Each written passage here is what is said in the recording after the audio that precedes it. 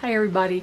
I did the same video yesterday, but it was so long because I talked about too many different things, and I thought nobody wants to sit here and listen to me for over 30 minutes. And so we're going to divide that up, and I'm just going to use this for the chicken portion of our entertainment, as they say. I want to talk about stupid chicken advice. And I'm sure somebody will say, well, that's a very insulting title. Well, it's kind of to the point. So, excuse the dogs barking. Somebody's yelling at their dogs. I don't know what they're doing over there. Probably having some kind of family fight. Who knows? I don't know. I don't know what goes on around here or who's doing it. But there's a lot of bad and just stupid chicken advice on YouTube, as well as on my forum that I have belonged to for about 17 years now. Even that forum has changed a lot, and in the flavor of it, and I'm not really a fan of the direction it's taken. But into political correctness and too many topics other than poultry and self-sufficiency. But anyway. That's another subject, and we're not going to go there. But it's there's a lot of stupid advice and a lot of myths and all that kind of stuff. But stupid advice, and I have encountered channels that all they do is give dumb advice. I don't name them. I just don't frequent them. And to counteract that, I put out good advice. My camera is crooked. Oh my goodness. Okay, tripod's a little crooked. Just hope we don't fall. It still may be crooked. Okay, there's a lot of crazy advice out there, and I don't really know where they get some of the stuff. Anytime you hear something, first, don't assume the person knows what they're talking about. Do some research. Just consider what you heard. Does it make any sense? Does it pass the smell test? Or are they full of chicken poop? There's a lot of bad stuff. There's a lot of sexing fables, how to sex chicks with a wedding ring on a string, or holding it by their neck and see if they kick their legs down or pull them up, or all that's ridiculous. Instead of waiting for observation of the secondary sex characteristics, or just waiting to see what they turn out to be, they want to do all these fancy schmancy bizarre things and try to pretend there's scientific evidence behind them, and there isn't. But I've heard odd things like to get rid of gapeworm, which is the worms that get in the throat. They can get in the throat. They're not all that common. But they said, take a feather and dip it in kerosene and jam it down their gullet. Gosh, can you imagine doing that? No, let's don't poison them. Or choke them. Chickens choke easily. Let's don't do stupid stuff like that. Or the one I heard from a channel on YouTube that people follow and shouldn't. As far as chickens go, I don't know about the rest, because I heard a lot of that stuff out of this person's mouth, and I thought, oh, I don't want to hear what you have to say about anything else. This is how to force your chickens to lay through the winter. Give them loaf bread twice a day. Does that really make any sense to you? That you would give them loaf bread? This person's talking about just white bread, is what this person pulled out. Can you imagine giving them, first of all, a bread that is completely devoid of nutrition? They take out all the nutrients from the whole grain flour, and then they put back a handful and call that enriched bread, which it's not. It's like an edible napkin. And chickens will eat bread. Don't get me wrong. They'll eat anything you give them that they think might taste good, and they'll dive on it, and they'll eat it so fast they'll choke on it. It's easy for a chicken to choke on a chunk of bread. But all it does is crowd out the protein and the calcium and the vitamins and minerals that they do need, and has potential to harm them. So, and it certainly is not going to have any effect on egg laying, other than it may slow it down because it's going to take away from their nutrition. Not to mention, egg laying is governed by hormones, and what you feed them is not going to force them to lay. You can't force a chicken to lay. So there was some off the wall bad advice. And then I heard something on backyardchickens.com a few years ago, and I still don't. I had to actually weigh in on that. I didn't back out of that one. I actually weighed in because I thought these people were off their rocker. They actually said you should never give your chickens well water. I drink well water. That's the source of water for my entire property. Are you suggesting that I buy bottled water for my flock of 30 chickens? I don't know how many there are now, 28, 29, I think they're less than 30 now. Doesn't matter. I'm not buying bottled water for my chickens. Not to mention bottled water. A lot of the bottled water is just filtered tap water. Filtered city water. It's not spring water. It's not anything special. It's just bottled tap water. And I wouldn't drink it anyway. Why would I give it to my chickens? My well water is nice well water. It's not heavy on the iron. I have a sediment filter in my well. I don't have any softener, anything. It's not hard water. It's not loaded with iron or other nasties. It's really good well water from 400 feet down. Why? My chickens couldn't have any better water. Are you kidding me? I just was shaking my head over that one. I thought, I drink that. You think I'm going to give them something better than I drink? And I drink some really good well water. I have great well water. So no way. That didn't even make sense to me. And of course, there's just so many insane things that don't make any sense. They don't pass the smell test. They don't even appeal to your common sense and logic. So, anybody can say anything on YouTube or a forum.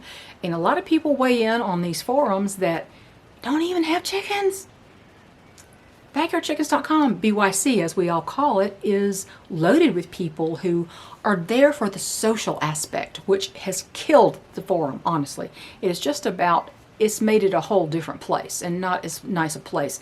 It used to be entirely family friendly where respect was paramount. You had to be nice to people. Now, it's just not the same.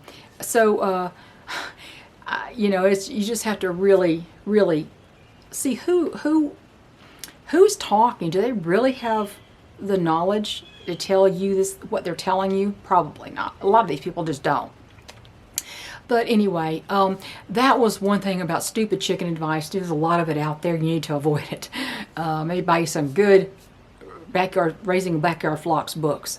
Now, I came across an issue recently, and I wanted to mention this to you. I have always fed, not at the very beginning. I alternated feeds at the very beginning of my chicken keeping career 17 years ago. I didn't always hold the same feed when I was learning what was the best feeds. And I settled on Tucker Milling Feeds, which is a really good feed in the South, as out of Alabama. And it's excellent food for chickens. And it has always contained porcine protein and bone meal. Porcine, from pigs, had good protein in the feed. That's one reason I feel like my birds always have good condition. And mine do get to free range, but a lot of people, they don't let their chickens out to get any forage. And so those chickens are penned 24/7. It's even more important for them to have a source of meat protein. Chickens are omnivores. Well, I was in a conversation with someone on BYC who had contacted me for some advice on something. And she recently said, because she was having problems. I said, you told me everything except what you're feeding your chickens. But she mentioned that she had seen on Facebook, the Tucker Milling Facebook page, that the 22% protein layer feed, it used to be called Super Layer 22, and about a year ago they changed the packaging and they changed the name. They call it Show Layer 22. I didn't think much of it. I thought they're just revamping the package like a lot of people do, and it doesn't necessarily change any ingredients. She said they don't have meat and bone meal in there anymore, and I thought, oh my goodness, and I didn't know. Came in the back door a little bit. So of course I contacted Tucker Milling, and the rep kind of put me off a little bit. The person said, well, you know, we have substituted soybean and wheat. It's soybean and wheat based now, and it's still got the same quality protein. And I said, I beg to differ. Chickens are omnivores. My breeder quality birds, my big birds, they need a better quality protein than plant protein. Now, of course, mine free range, so they get some, at least in the times when there is Green Forage out there. But apparently when that package changed, they removed the meat protein. And I was not aware of that. Now, thankfully, during that last year, all of my main groups are aging. They are not producing as much. They're not in the prime of their life.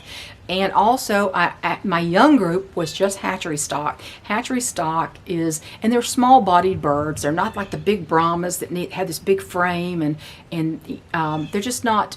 I just don't think hatchery stock is as critical to have this super high quality feed. I mean, it's good. You always should have high quality feed, but I don't know if you know what I'm saying.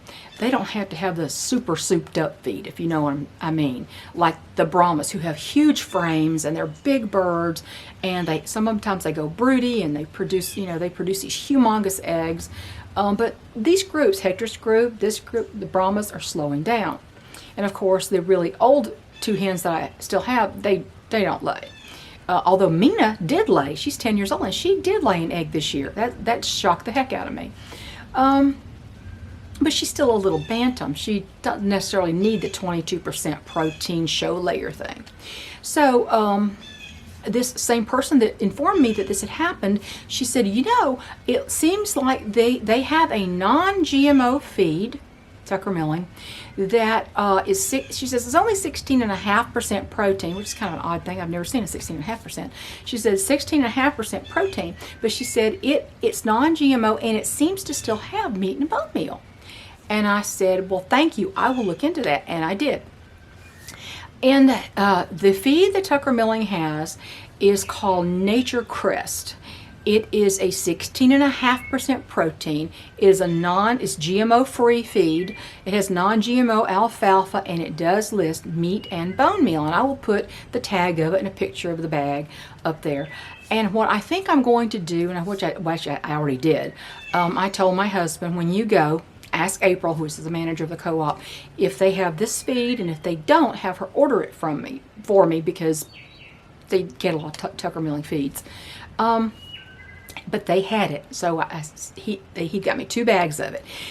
What I don't like about it is it has wheat. Wheat and fish meal, and it doesn't have fish meal, but I didn't see fish meal on the tag. Wheat and fish meal based non-GMO feeds are not really the best quality feeds. They can encourage necrotic enteritis. So I wanted to make sure that this had meat and bone meal in it, and it does have it on the tag. So I'll have to keep an eye on that, because they may yank that out of that feed too. In that case, I might as well go back to the 22% or whatever. But in any case, I did get 2 of those, and so after a lot of years of using the same feed, I have changed to a lower protein feed. Right now they're getting out there, they're getting bugs and lizards and whatever they're eating out there that's animal protein during the warm periods. So it's not as critical. But anyway, there's that. I did want to, if you've been using Tucker Milling feeds and you've been using it based on what I said about having meat protein in it, they've removed it from the 22% show layer, unfortunately. And what I didn't understand was, when I had the rep's attention, why didn't he say, since he knew that was the main complaint that I had, Why didn't he at least say, well, you know, we have another feed that has meat and bone meal in it. It's 16.5% protein. Now it is soy and corn free. Soy free, I'm on board with. We have too much soy in everything. It's actually affecting humans in adverse ways. But I like it's soy free. Unfortunately, it's corn free. But you know, if it was a non-GMO corn feed, it would be $50 a bag, not 15, and it was about $15 a bag. So anyway, that's about the feed. That's all about the feed. Cricket, little Cricket, who went broody when I was in bed with a broken leg, went broody later, and we broke her up. She went broody a third time, although she never actually sat. She never stopped and stayed on the nest all day. She seems to have backed off of that. Thank goodness. She seems to have decided it's not such a good idea to sit in a nest all day in this kind of heat, so she's backed off of that. Thank goodness. But something happened the other day, and I thought you'd find this a little disturbing and a little interesting. I was going to go around to the back of the barn and open the roll-up door, which is locked. It's a key lock, padlock on it. We open it every morning, unlock it, roll it up. It was not raining. If it's raining, I'll leave it down. But I was going around the corner. I went around the corner of the barn toward the roll-up door. And what do I see sticking out of the side of the roll-up door, which was probably, I guess it was in the track of it, was about that much of a rat snake. It wasn't a huge rat snake, but it was coming out. And what, you know, it's a corrugated metal, so it's like this. So in the channels, it can go in the channel, around the track, inside the track, and to the outside. So I'm having problems with mice getting in, which I've never had before. It's because of the stupid door. When we went to have this thing, we ordered this building, it had an option of double doors or a roll-up door, and we wanted the double doors, and they said that was not an option anymore. So we were forced to go with a 6-foot roll-up door. And fortunately, it's corrugated metal, and the mice little bitty field mice can just slip in there. Deer mice, field mice, they can just slip right in. So apparently snakes can too. Well, when it saw me, it slipped back in. I unlocked the thing as fast as I could and rolled it up. Couldn't find the snake. At the very back, you know, we raised up the floor, built an elevated floor on the ground. This building was built on the ground. There is no concrete pad under it. And so we raised the floor up. And so there's a space at the back that is not, there's no built up floor. It's got black plastic on top of the ground. And on either side, you know, it's got a platform on one side, platform on the other side. Well, one platform it's not finished off on the bottom. It has a place for things to go under. I think the snake went back under there. I couldn't find it. And it's got black plastic, and it's kind of folded under there, so we can't see the snake. So I have a feeling there's still a rat snake in my barn. And I think the reason it's back there is because of the mice. I'm catching a mouse almost every night. We put out 4 traps a night in the barn aisle. We catch a mouse almost every night. And some nights there was a few nights there we didn't get one. I thought the snake probably got him. He's probably under there, just digesting a nice meal. So as long as he's just eating the mice and leaves my eggs and my birds alone, and usually they're not going to bother the birds unless there's chicks in there. Now they'll take chicks out from under the mom, or eggs. But as long as there's plenty of mice, I'm hoping I can figure out how to get it out. But the thing is, if I can get it out, it can still get back in. So that's why I hate those corrugated doors, because mice and snakes can go around through the corrugation, through the concave parts, and just get in. And I hate that. I've never had that problem before. But anyway, and no, peppermint oil doesn't deter mice. I have barn spray. I mix up a barn spray in a old Febreze bottle, and I have all kinds of essential oils, including heavy peppermint oil in there, and they don't care. So, what can you do? Anyway, that's my thing for the day. I don't want to go too much longer I don't want to go 30 minutes today. I was going to talk about some other stuff, but I thought, nah, nix that. Let's just stick with the chickens today. So this is exclusively a chicken type video. And, you know, I'm sure you've heard a lot of crackpot chicken advice. You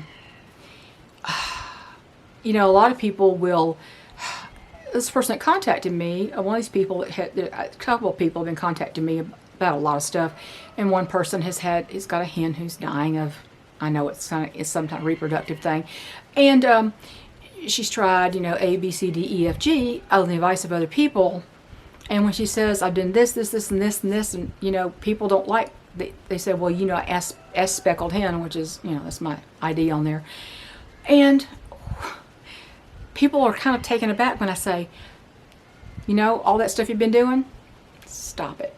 Just stop it. It's too much for your hen. You're doing too many things at one time, and you're probably you're treating something that's not treatable in the first place. And it's stressing out the bird. The best thing you can do is make her more comfortable and give her attention and give her special food and let her get, you know, baby her, and then, you know, there's nothing you can do. And don't feel guilty because you didn't cause it and there's nothing you can do to fix it. And usually by that time they look terrible and you can tell the bird is dying. It takes a long time for a chicken to die sometimes. Sometimes it can take weeks, but you can know that it's coming. But anyway, sometimes, you know, there's a lot of stupid chicken advice that goes along with, oh my gosh, my chicken is sick, what do I do? And people start weighing in, and the people who don't know anything also weigh in. And they tell you to do all these things, and people are desperate to save their bird, and they want to do something, but sometimes there is nothing you can do.